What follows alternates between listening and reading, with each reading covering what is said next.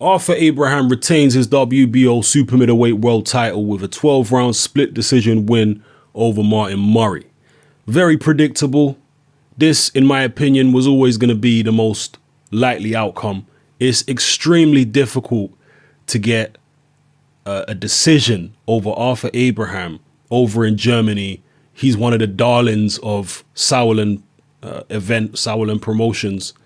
So if you're a foreign fighter going over there fighting him, you better knock him out. You better beat him from pillar to post. You better score knockdowns. Now, I'm not saying that this particular decision over Martin Murray was necessarily a robbery. I thought it was a close competitive fight. A lot of people will think it was a robbery though. But me personally, I didn't think it was a robbery. But I'm just talking about, generally speaking, to beat Abraham in Germany on one of those Sauerland cards as a foreign fighter, you are going to have to go to town on him. And I just didn't see Martin Murray having that kind of firepower to be able to go to town on Arthur Abraham to the extent where the judges would be left with no other option other than to give the decision to Murray. One of the judges did give it to him, but the other two gave it to Abraham. Particularly the third judge gave it to Abraham by a very wide margin. I think it was 116 to 111 or something like that. So it was a pretty wide margin. You know, you can say what you want about that. When one of the judges had it for Murray, the crowd over there in Germany were booing. Just to show you what a darling Arthur Abraham is for the German public and, like I say, for the Sauerland promotional outfit and the crowd that they draw. So it is what it is. Let me know how you had this fight scored, people.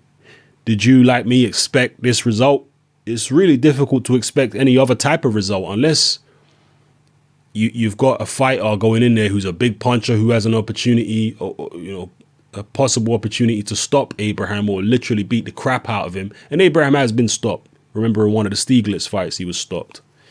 And obviously, Carl Froch managed to beat him, but Carl Froch literally beat him out of sight. He hardly landed a glove on Carl Froch. Carl Froch at 6'1", very long arms, was able to keep Abraham at the end of the jab, and the judges had no choice. If Abraham ain't landing anything, not even on gloves for most of the rounds, then how the hell could they give the rounds to Abraham? So unless you're a Carl Froch who's got that height and reach to keep him off and not let him touch you at all, then forget about getting a decision. Forget about it. You better knock him out over there in Germany, man. Yeah, let me know how you feel, people. I know there's going to be some angry British fans. I'd like to hear from the neutral fans as well. And I'd like to hear from the German fans. What did you think about the decision? Was it fair?